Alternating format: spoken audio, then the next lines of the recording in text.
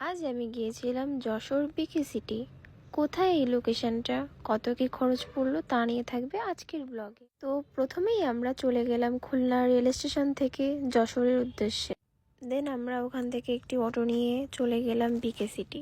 অটোতে প্রতিজনের ভাড়া পড়েছিল 30 টাকা করে। তারপর ওখানে রিসিপশন থেকে আমরা প্যাকেজ নিয়ে নিই আমাদের পছন্দ মতো, যেটা আমরা অনেকগুলো ফ্যাসিলিটি পেয়েছিলাম উইথ লাঞ্চ। আপনারা ওখানে দুই ধরনের প্যাকেজ পেয়ে যাবেন, অথবা আপনারা এন্ট্রি ফি দিয়েও প্রবেশ করতে পারেন।